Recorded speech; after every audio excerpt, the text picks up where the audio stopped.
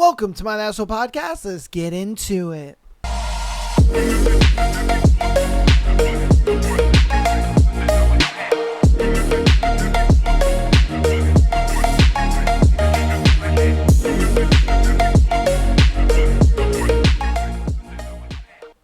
Welcome to the wonderful show that is my Baffle podcast.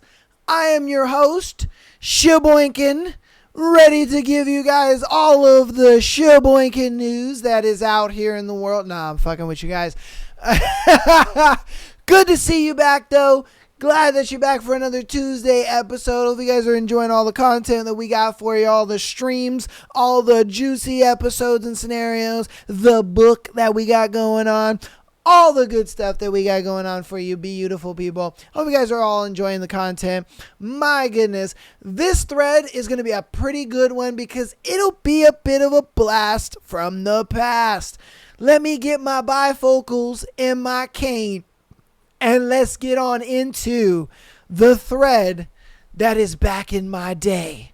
So, what's a 90s/2000 trend that would baffle the children today? Alright, so I'm going to get my bifocals and cane out and show y'all what it was like when I was a children. Man, I'm old. Alright, so what's a 90s/2000 trend that would baffle kids today? Buying ringtones. Facts. I remember, look, I didn't have a phone until I was like junior year of high school. So for that longest time, I did not have a cell phone for the longest time. And I remember when I got my first cell phone, right? I got my first cell phone. That shit was cool. Alright, that shit was cool as fuck. It was a dope ass phone, bro. I know, and I remember you could customize your ringtone. And they'd be like $1.99 and shit like that. And you can get like the hottest songs as your ringtone and stuff. We did it the ghetto way where they had the little video recording, feature. And what you would do is you would play the song on YouTube and then you would record the song. And then you had to make sure everybody was quiet. Because the moment like somebody said something or there was a background noise, you had to do it all over again. So, and so we would hold it up to the speaker. We'd play the song, Chris Brown would play like, and then we would pause it and then you would save it. And then you would set it as your ringtone. And anytime somebody called you, they were like, oh shit, you got a Chris Brown ringtone? Oh, that's cool. I'm telling you, man, it was rough. It was rough, bro. That shit was rough. Thinking about it now, man.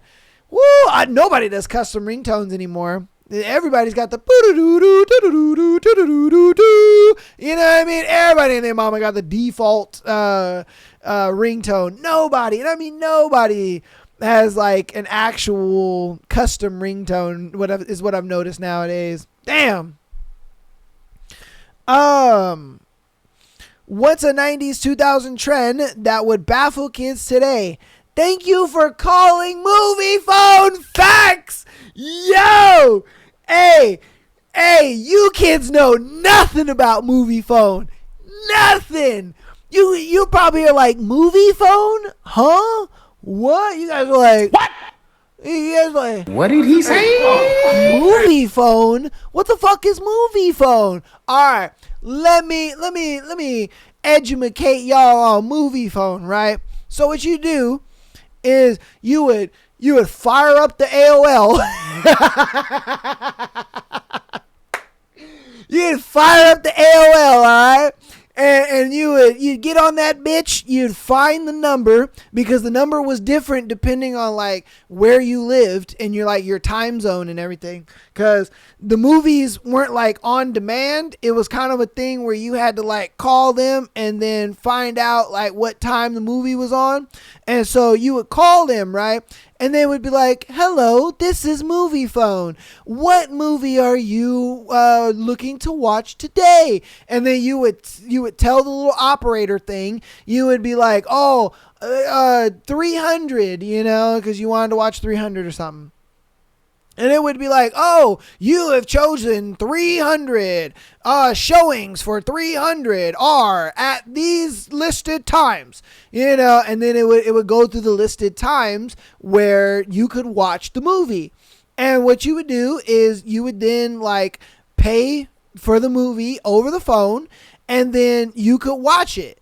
And that's how, like, that was before Hulu and streaming and all that shit. That was like the OG streaming right there. That was OG, like, on-demand movies. That shit was lit. I remember my mom did it once. And, she fired up the AOL real quick. And I was like, the fuck is she doing? And she called on there and she had asked for a movie. I forgot what movie she asked for. But she had called on there. And then she had gave them like her credit card or whatever. And then they had charged her. I think it was like $3 to do it. It wasn't super expensive. It was extremely cheap. And then, she would go on the TV. And then you would pick one. Or you would go to the channel and you'd wait for the time, and then your movie would start. That shit was insane. It really was. Movie phone was wild. Movie phone was wild for a minute. Like, that was revolutionary technology back in the day. Back in the day, bro, movie phone was the shit. It was the shit. I remember movie phone, man. Damn. That takes me back, bro. That takes me back. No kids know what movie phone is now. Damn. All right, what's a 90s 2000 trend that would baffle kids today? A book with everyone's phone number and address delivered yearly. Facts. Y'all kids don't know what a phone book is. And calling the operator. Yeah, because what you would do is you would dial 9, right? So you would hold 9. Because when you pick up the phone, it'd be like, boop. And then you would hold 9. And then it would go boop, boop, boop, boop. And then it would be like operator. And then you would say, it would be like operator speaking. And then it would have like your area code. And then what you would do is you'd go in the book and you would be like, operator, connect me to, area code, let's say 909. And then you would give the phone number. And then they would be like, connecting now. And then that's how you called people that you didn't know their number. So if I needed to like get in contact with somebody, I would open up the phone book. I would find their name in the phone book, and the phone book was designed by area code. So you had to find their area code, like their area first, and then that would dictate their area code. Then you find their name, and then once you found their name, then it would have there, and then you got to dial 9. And then let them, and then, they would tell you, and then you say operator, area code, give the area code, and then you would give the number, and then they'd be like, connecting you now. And then this motherfucker would be like, who is this calling me? Hello. And for some people, if you were calling them too far, they would pick up and be like, oh, do you accept these charges? You know what I mean? If they had to accept like roaming charges, they had to accept long distance charges in order for you to call them. And sometimes they wouldn't. They'd be like, nah, man, fuck that shit. I ain't accepting no charges. And that sucked. So when you were trying to call grandma, you couldn't just hit the grandma button and call her. You can't do that. You couldn't do that back in the day. You had to, type out grandma's whole number. Or you had to look grandma up in the book. Yeah, bro. Hey. That shit was crazy, man. What's a 90s 2000 trend that would baffle kids today? Taking out the cigarette lighter in the car and plugging in a portable CD player, that corded cassette tape thing. Facts.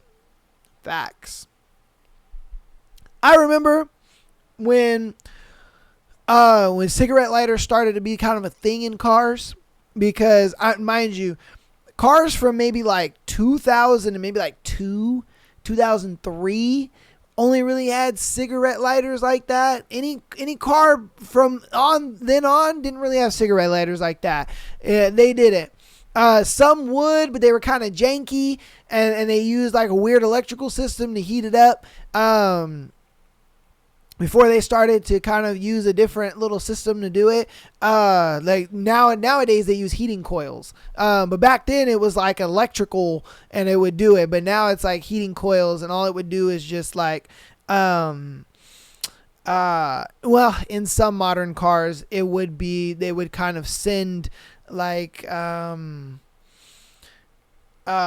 it's like all computerized, so it would send like a little computerized signal to it, and then it would heat the coils, and the coils would start to heat up, and then they would cool down and stuff like that. But in old cars, it would be like an electrical thing, so it would send electrical impulses to it, and it would heat that little it's not even a coil, it would be like a what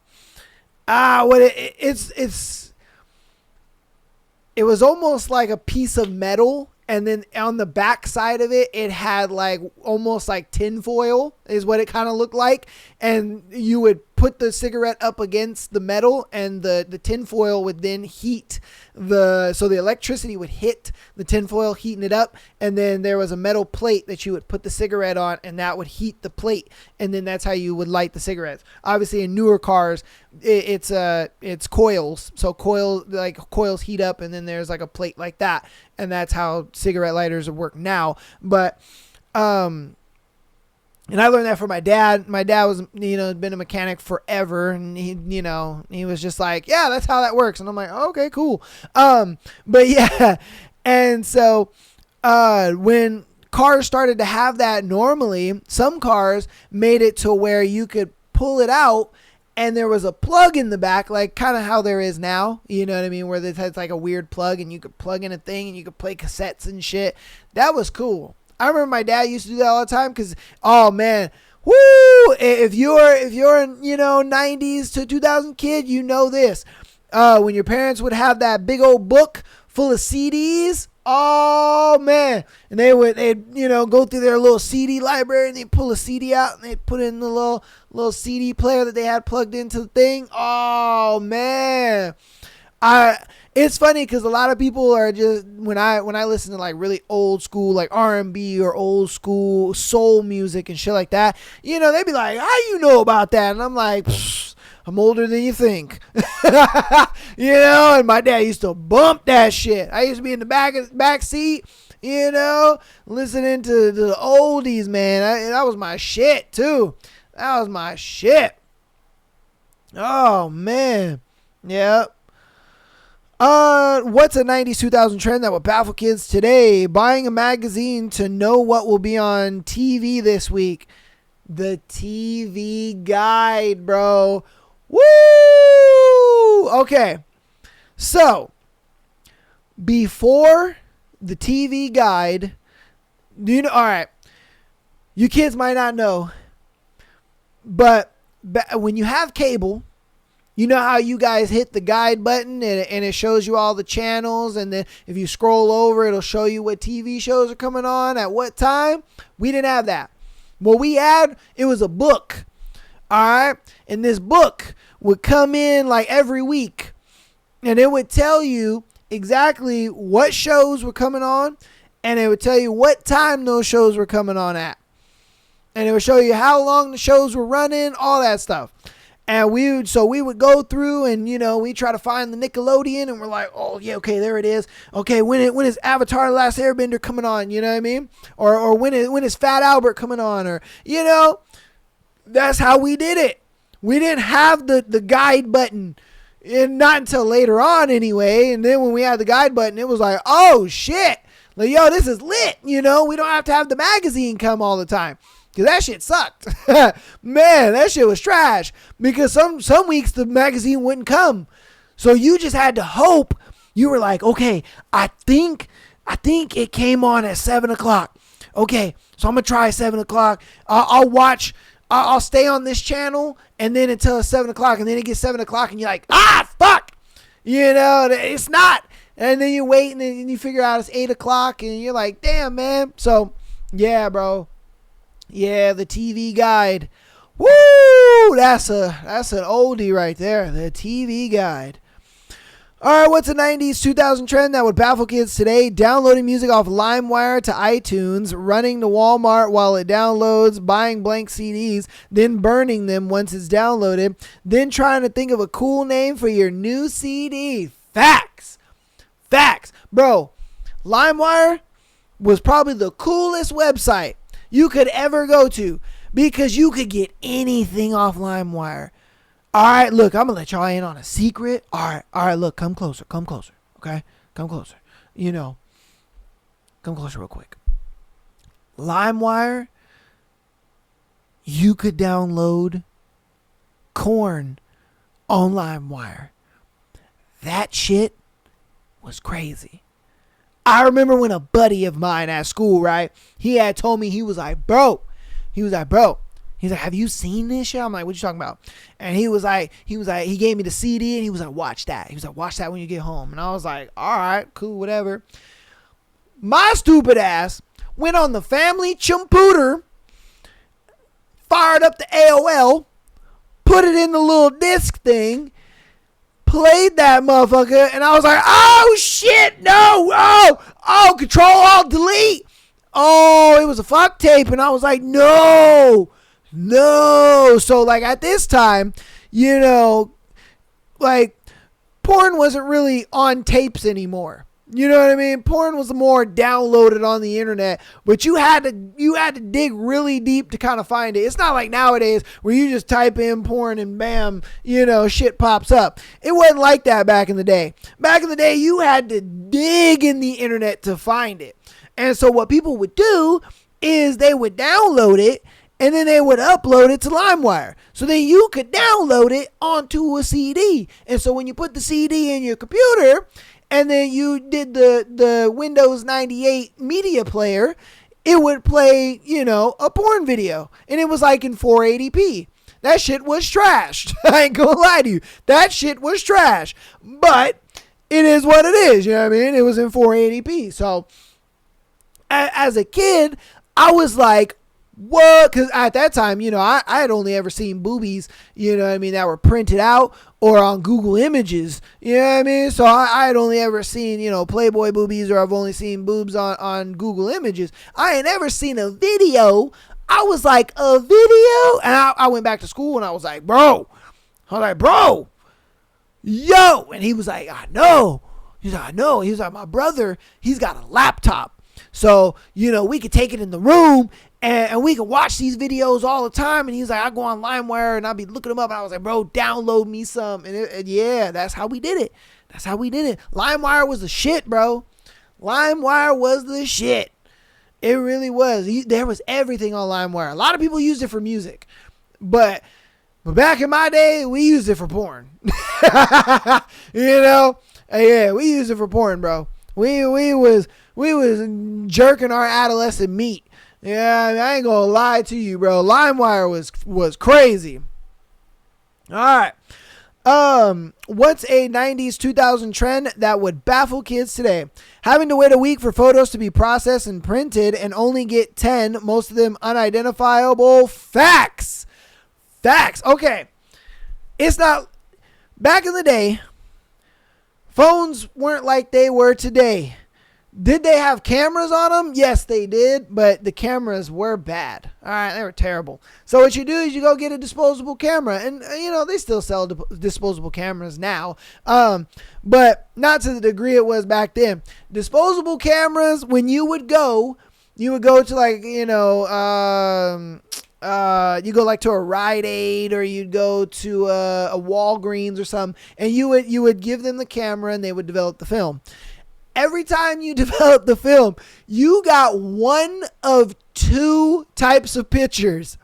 One, that picture was so blurry, you can't see shit in it. All right? And then two, if the picture comes out clear, your finger was in the top. Your finger was in the top of the picture, or it was on the side of the picture. That every time, if you had a clear picture, your finger was in the picture. I guarantee you guys now, go back, look at your old pictures that you used to take on those little Nikon throwaway cameras. Look at those pictures, and I guarantee you're going to see one of two things. You're going to see a blurry picture, or you're going to see a clear picture, but your finger is in the picture. Oh, every time, bro. It don't miss. You'll get a few. Don't get me wrong. You'll get a few pictures that are like really nice and really clean. But I guarantee you at least half that little picture album has got your finger in it, or it's blurry as hell. Yeah. That shit is crazy. And that's why you got a lot of like old people when they use cameras, they do this. they do this shit right here. If you ever see an older person with a camera, they do this. And you want to know why they do this? Because of the fact that when they used to take pictures and get them developed, they had their finger in the photo. That's the reason why they do this. Whenever I'm telling you, even on like modern phones, you see old people do this. You see them do this shit right here. Even on modern phones, bro, it doesn't miss, bro. Doesn't miss. Oh, woo, the good old days. Goddamn. What's a 90s 2000 trend that would baffle kids today? Be kind, rewind. On the same vein, going to rent a video and hoping they had a copy left. Not able to be on the phone and the internet at the same time. Facts. Internet time coming via CDs in the mail. Yeah. He addressed a lot of them. So his first one was be kind to rewind. You want to know why? Is because when we would go rent videos, they were tapes. All right, and you would put the tape into the VHS player, and you would watch the movie. But what you had to do before you return the movie is you had to rewind it. So you would keep it in the VHS, right? And you would play the movie, and then you would hold the rewind button until it got to the beginning, and then eject it. So that way, because what they would do is they would charge you a fee, because they would check. If the video store had to rewind the tape for you, they'll charge you for it.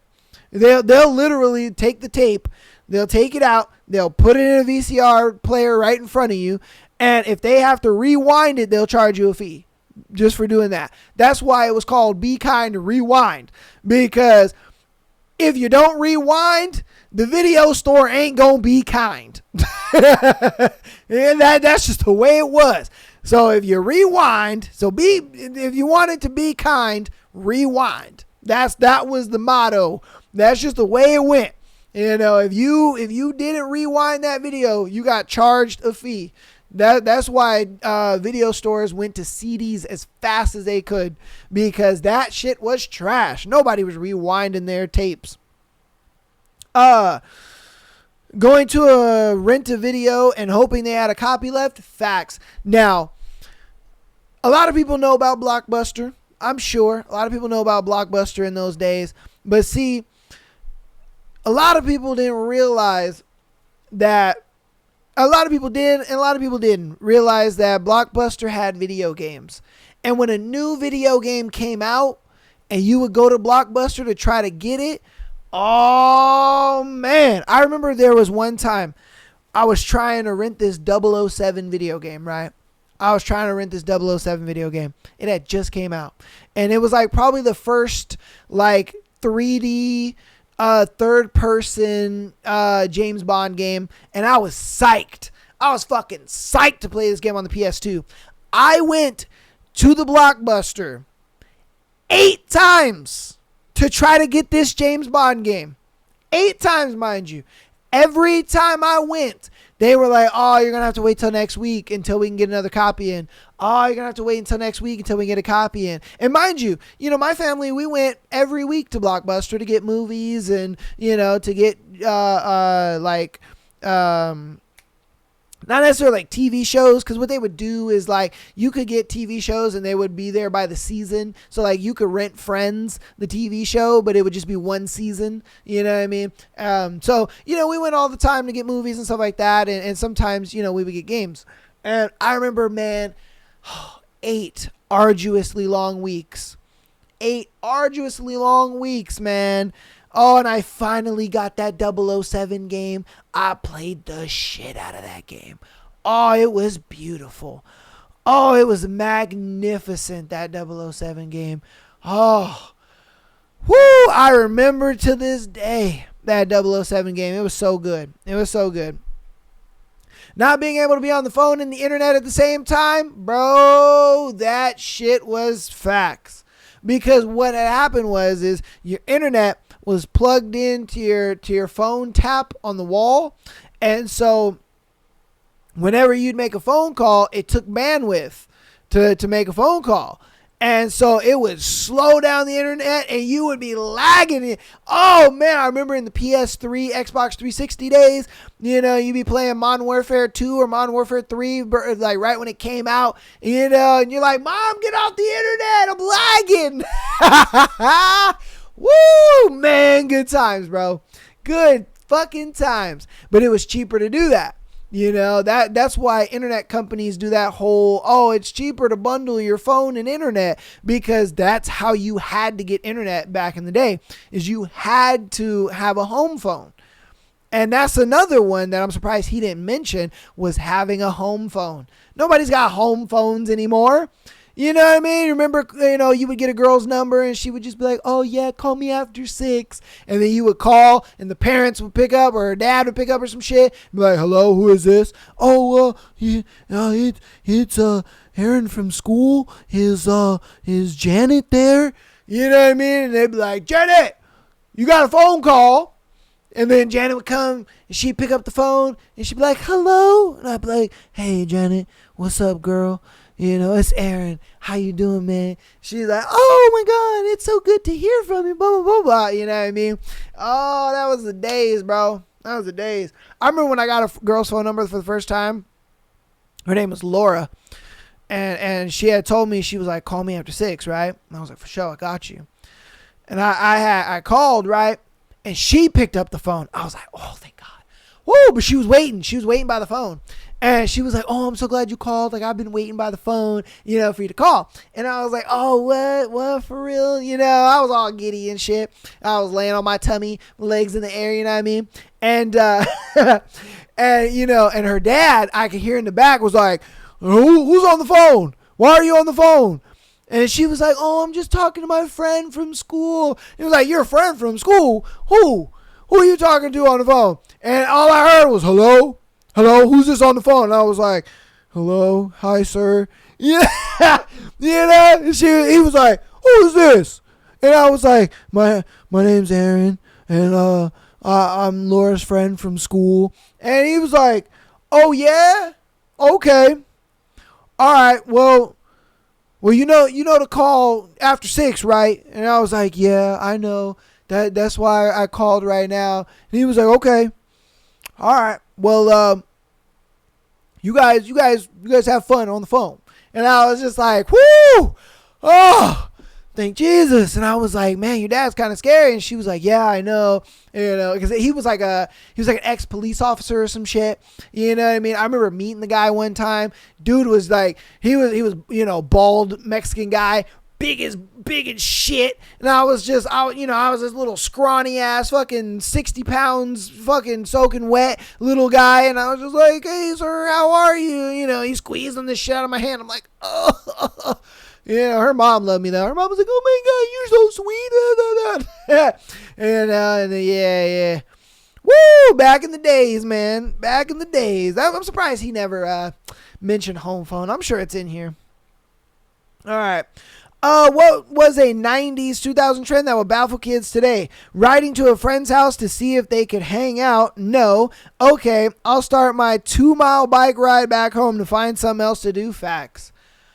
I remember one time we lived like at the top of a hill and all my friends lived at the bottom of the hill because the way it was, where it was like the school was at the bottom of the hill and then there was like the houses and there was a park, and then up the hill there was like apartments. There was like 2 apartment complexes that were like across the street from each other, and I lived at the very far top thing.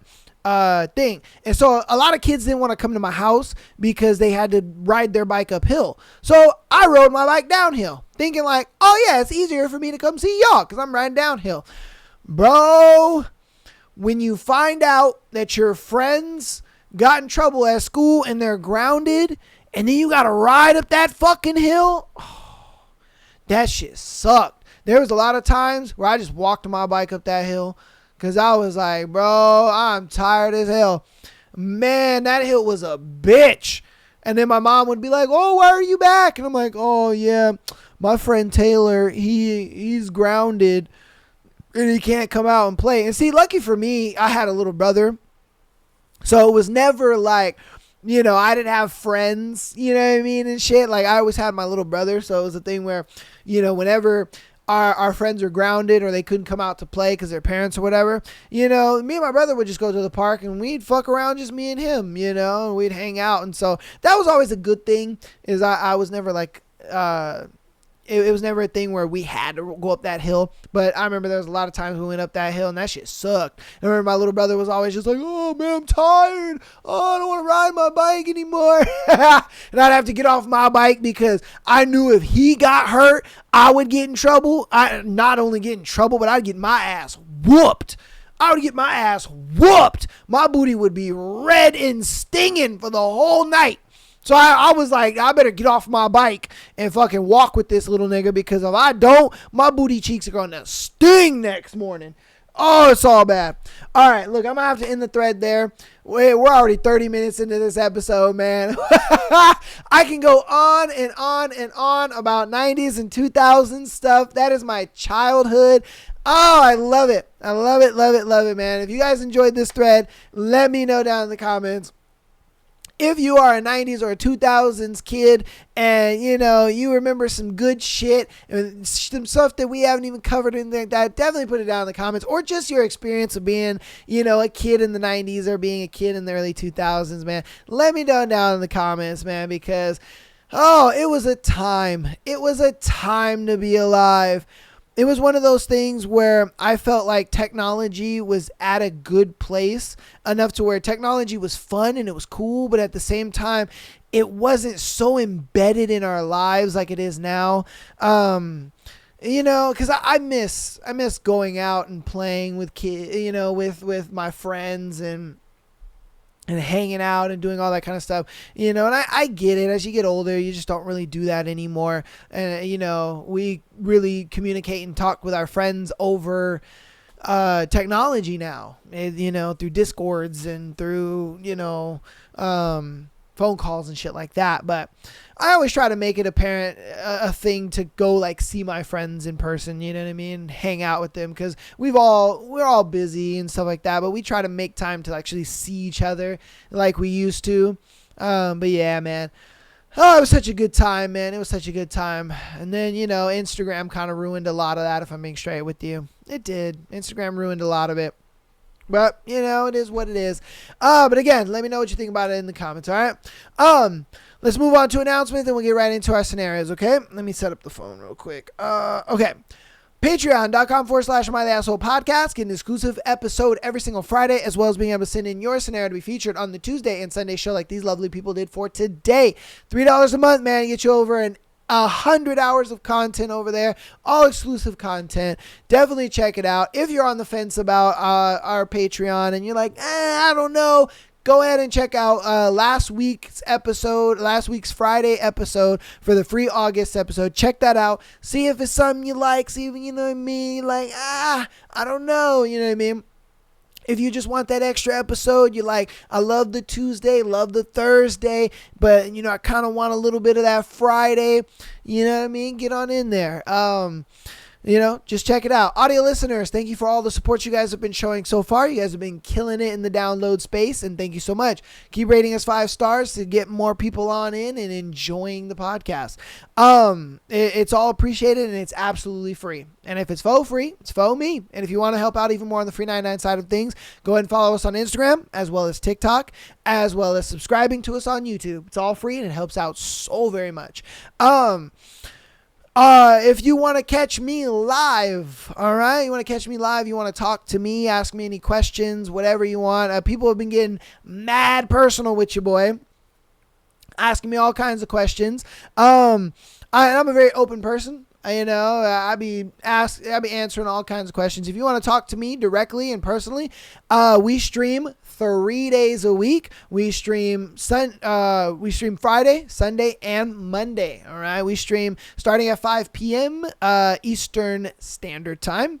Definitely get on in there, check us out. You can see us on YouTube, TikTok, Twitch, or Kick, whatever platform you're on. I have all the links down there. We're on the road to affiliate for Twitch. We are so close to being there.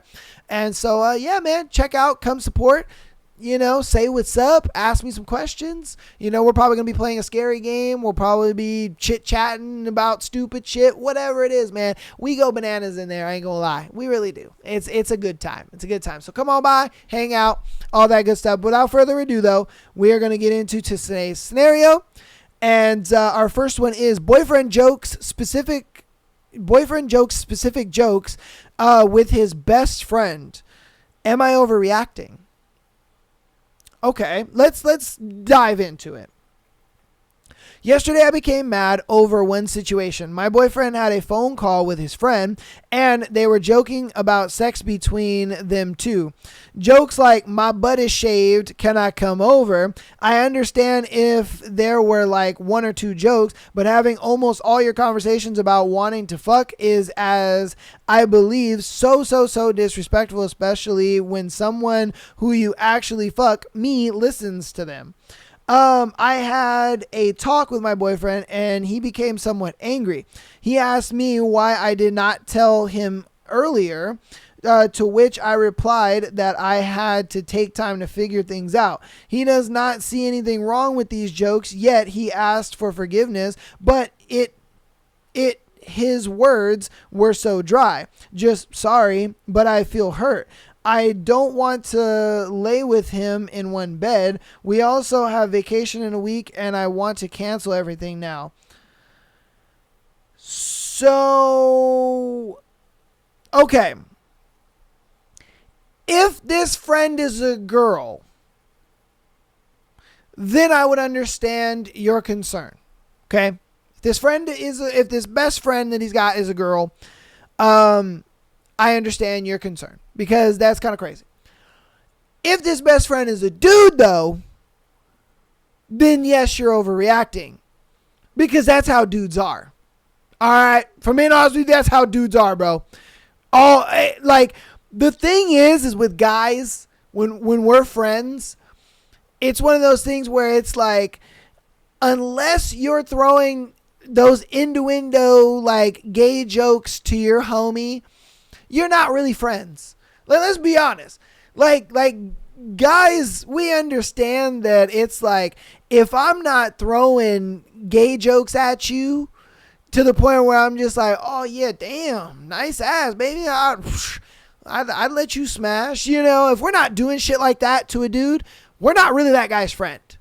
All right. We might be acquaintances with that guy. We might be cool with that guy, but he's not our friend. Now, the only time a dude is actually another dude's friend is if they are throwing those kind of gay insults in there. It just happens naturally. It really does. I be doing it all the time. I be smacking my boys' booties. I be like, what up, dog? Woo! Look at that dumpy out here, man. That shit. You been squatting in the gym, son? They do the same thing to me. So it's one of those things. But now, again, if like I said, if it's a dude, you're overreacting because that's just how dudes are. All right, that's how your man has a fucking real best friend, and you shouldn't be mad over that. That's just how they're gonna be. Yeah, it really is. Okay. Now, if this is a girl that is a friend, that right there, okay, this is where you need to be like, look, bro, there's got to be a line drawn. All right, there's got to be a line drawn because this can go from we're just friends to oops, I fell in her vagina, you know what I mean, type deal, situation. So my advice to you on that, like I said, is if this friend is a girl, again, you didn't really mention if it was a girl or a guy, so I'm kind of taking it from both angles. So if this is a girl, you draw the line and say, hey, if you cross this line, I don't think this relationship is going to work out. Just because, again, you're going to feel uncomfortable. You're going to feel like this and that. It might get to a point, like if you're too lax on this, it might get to a point where, oops, I slipped and fell in her vagina. And it's not going to be good for you. All right. It's not going to be good for you at all. So The best thing you can do is, again, draw that line and say, hey, this is the line that's been drawn. You cross that line, I don't want to be in this relationship anymore. Because that is you putting a boundary down that, I would hope that he would respect. You know what I mean? You're not telling him to stop talking to this person. You're just putting a boundary down. Like, hey, you can talk to this person. It's cool. But put a boundary down. Again, if it's a guy, you're overreacting. Okay? If it's a guy, you're overreacting. Just because that is how us guys talk to each other. It is. That's just how it is. It's how me and my best friends talk. It's how many guys and their best friends talk. It's just the way it is. It's we guys have a thing where it's like, if there isn't a rumor about you guys being gay, are you guys really friends? It's just the way it goes. So like I said, if it's a girl, set that boundary and let him know, hey, if you cross that boundary, we out. I'm out of here. If it's a dude, relax. All right, relax. It's fine. You're good. You're okay. You're okay. Everything's fine. So, again, just whichever scenario it falls into. Again, I don't know if it's a guy or a girl. So, you guys let me know what you think about it in the comments, though. Am I wrong? Am I right? Do you have a third situation? Just let me know. All right, would I be the asshole if I reject a guy harshly because of an unwelcome love letter? Whew, I ain't gonna lie to you. Some of you girls do have to kind of be harsh. Because some guys, they cling on to like the smallest little thread of hope. You say, oh, maybe. They're like, maybe. Yes, let's go. Okay, all right. Woo! If I put enough time in, effort in, that maybe is going to turn into a yes. How do I know this? I was that guy. All right, I won't lie. I was that guy. I'm not that guy anymore, but I used to be that guy, 100%. For context, I, 20 female, first met this guy, 31 male, when I was 18 on a trip with my friend and her family. This guy is my friend's older brother's best friend. Okay, so her friend's older brother's best friend. Okay. Well, one of the days my friend left me alone with her mom and her brother's wife. Her mom started asking me what I thought of the guy. I said he was pretty chill so far on the trip. She then asked if I thought he was cute. I said for his age, he's okay. She then mentioned that she knew the age gap might be a deal breaker for me. That's when I found out we had an 11-year age gap. My friend's mom wouldn't stop going on about how bad she feels that he's only had one girlfriend and how she treated him so bad and how a guy his age needs to settle down. She then starts getting into drawing comparisons between me and him. Basically that we're both quiet. I made it clear that the age gap makes me uncomfortable, but she insisted it could work out because she has a 10-year age gap in her marriage. She finally left the conversation as it was and accepted that I wasn't going to change my mind. The following year's trip, I get asked again if I was still against the idea. I still said no thank you and that I'm still uncomfortable. Well, this year is now the third year I've been on a trip with him. Thinking everyone has finally stopped trying to force a connection between us, I could tell throughout this trip that he was attempting at flirting with me, so I purposely ignored him, didn't look at him, and gave short, blunt answers. I came home from the trip a day later and get a letter dropped off by my friend's mom. It was a love letter from the guy. Within the letter, he mentioned that the last year my friend's mom drove him to my house to show him where I live. While we were on the trip, he found out both places I work, along with my social media accounts. In the letter, he admitted to stalking my TikTok. The mom kind of forced this stalkery, if I'm being honest with you. Let's not beat on the guy too much, okay? Let's not call him a creep instantly. The mom was kind of pushing this. She was like, oh, this is where she lives. Oh, this is where she works. This is her social medias. Like, okay, let's not creep on the guy. Okay, he's. I wouldn't say he's a creep. I wouldn't call him a creep because this information has kind of just been forced on it. And I think that's why he put it in the letter. Like, hey, the only reason I know these things is because the mom was kind of pushing this information on me. Okay. I don't want you to think I'm a creep or I've been stalking you or weird, anything like that. Yeah, I was looking through your TikTok a little bit, just because I wanted to see what it was about. You know what I mean? I wanted to get to know you a little more. So, like I said, I don't think he's a creep just because the mom was kind of like, oh, this is where she lives. Oh, this is where she works. This is her social media. You know what I mean? That's just a little weird.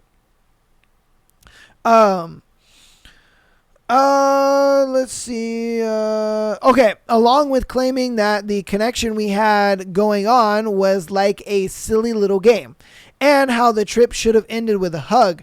I've never held an actual conversation. He's too awkward and shy. So now I have to give a response. Everyone tells me to be nice to him and spare his feelings because he's just too nice. But personally, I find this whole situation creepy and want to write a strongly worded letter. Here's the intro to the rejection. If you're not sitting when you read this, I suggest you find a chair right now because this is going to be rough to hear. We met when I was 18, barely legal, and I think if those people could introduce us earlier, they definitely would have tried. I told them then I did not like you, but I was trying to be nice about the age gap since they were guilt tripping me into thinking it's okay because they have the same age gap. When the younger person is older, it's a bit more okay. But when the younger person is still a teenager, that's very weird, disgusting, and redacted, I guess. Okay. Obviously, stronger language would be used, but I want to be mindful here. So would I be the asshole if I responded bluntly and mean like this instead of letting him down nicely? No, I don't think you would be the asshole at all because it's one of those things where he has been... this idea of you guys possibly being a thing and being together has been so drilled and installed in his head from them. You know what I mean? I don't think this is his doing. I think it's, the moms and all them, they're saying this shit of, oh my God, you guys would be so cute together and you guys could do this together and you guys are so quiet and you guys make a cute couple and what if you guys had babies and this and that, blah, blah, blah, blah. This has been drilled and installed in his head. And it's not his fault. He's not, partaking in this as much as we kind of think he is, just because he's kind of looking at it like, yeah, she's cute and yeah, she's cool, but, I don't know if she would like me like that and so on and so forth. And so he kind of looks at it like it's a thing where I like the girl, but I'm not going to be aggressive about it or anything like that. Not like how the moms are, And so I think that's why he wrote a letter to kind of just be like, look, I'm going to let you know my feelings and you can kind of openly respond when you're ready. Now, I don't think you were rude in what you wrote. Of course, you don't have to be like extremely rude about it. Just be straightforward and just be honest. Be straightforward and honest and let him know, hey, I don't like you that way. I don't see you that way. I don't think I ever will because of the age gap. I understand that, they were trying to, talk us into doing it, but it's just not going to happen. It's never going to happen. I'm sorry.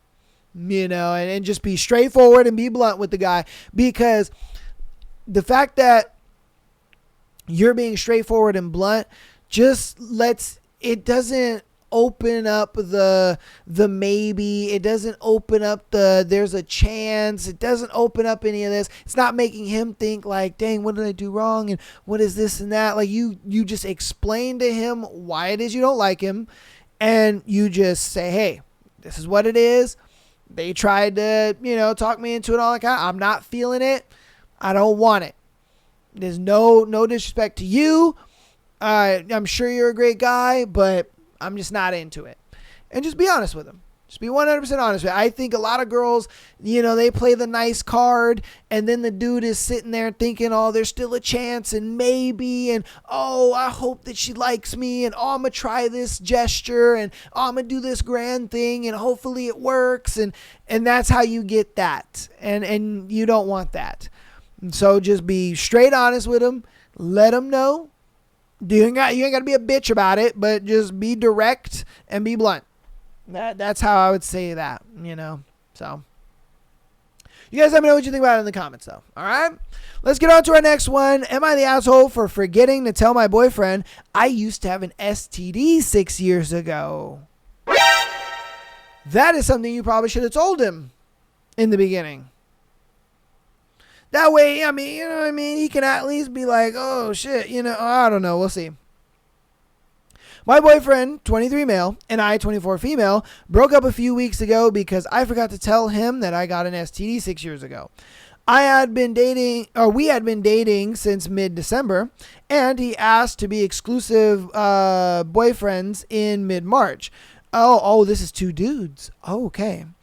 In mid-March, when the topic of STDs first came up in early January, I told him that I did not have any STDs and that I am on PrEP P or pre-P, something like that. He told me that he was clean but not on pre-P. We continued to use protection almost every time. Fast forward to mid-June, my boyfriend and I were relaxing on my couch and watching TV when an HIV testing commercial came on. It occurred to me that I'd never asked him when the last time he got tested. He told me the last time he had gotten tested was 3 years ago, but he said that it wasn't a big deal because he hadn't been active since his last relationship 3 years ago. This immediately alarmed me because not being tested for 3 years is a very long time for a gay/bi man. And he told me that he'd fool around with guys in college after he and his ex-girlfriend broke up. He is bi, and I'm not the first guy he's ever been in a relationship with. I explained to him that I get tested every 3 to 6 months.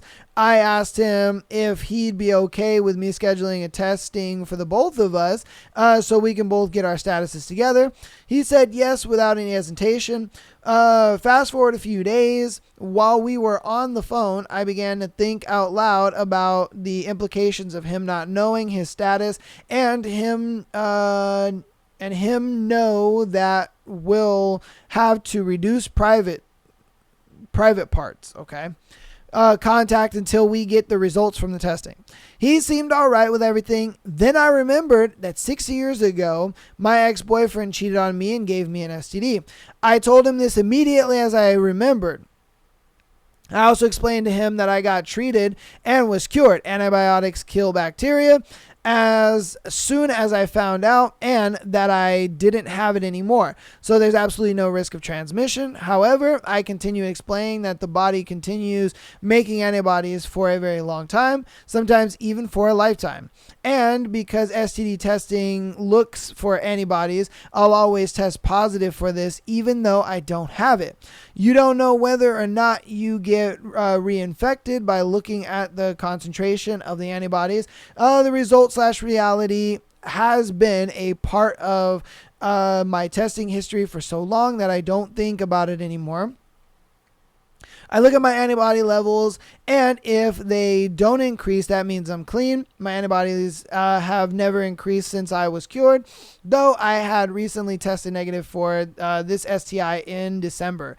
I assumed that my body has finally stopped making the antibodies and that I could finally forget it all for good. All right, am I the asshole for forgetting to tell my boyfriend I used to have an STD? Look. You may not like the answer, but yes. Reason being is because you get tested every 3 to 6 months. So the fact that you get tested every 3 to 6 months, how do you forget? You know what I mean? How do you forget? If you get tested every 3 to 6 months, you still have the antibodies, so it comes up positive occasionally. but it's a thing where it comes up positive, but as long as you're below a certain antibody threshold, you don't have it. You would think that that would remind you every 3 to 6 months that, hey, I've gotten a, little STD or a little STI back then, and it was because of an ex-boyfriend cheating on me, and he gave it to me, and this and that. Like, I would have thought you would have mentioned that in the beginning of the relationship, just because you do get tested so often, so you are reminded that this happened and that you have this. I just think it was a thing where the relationship was too early. It was early in the relationship cycle, and you didn't really want to ruin the relationship. So you were like, he doesn't really have to know because I don't technically have it anymore and all that kind of stuff. I think it was a thing that you just kind of neglected until you didn't want to neglect it anymore, because you kind of, now that you're kind of getting on him about it, you kind of felt bad that, oh shit, I don't want to be a hypocrite and get on my boyfriend about it when I have a little STD secret of myself. So I should come clean, so that way, he feels comfortable about coming clean, about these kind of things and stuff like that. And I think that's, where you kind of went wrong. It was like, if you would have came clean about it in the beginning, then I think, this situation would have went a little better, because it was just, you could have just reminded him like, babe, remember when I told you back in the beginning of the relationship that I got an STD from an ex cheating and all that kind of stuff. I just want to make sure you're good. I'll get tested with you and all that kind of stuff. And I think the relationship would have went a little differently, just because you already told him that and you're just kind of reiterating that. So, but I think it's a thing where the relationship was good. You didn't want to fuck it up. And so you were like, I just won't tell him. And then now you're getting on him about that, but you're like, I don't want to be a hypocrite, so let me go ahead and just tell him. That way, it's like, hey, I'm opening up about this. Like, you should be able to be open up about it too, So, yeah, for that reason, I do think you're the asshole, because it's like, you should have told him in the beginning.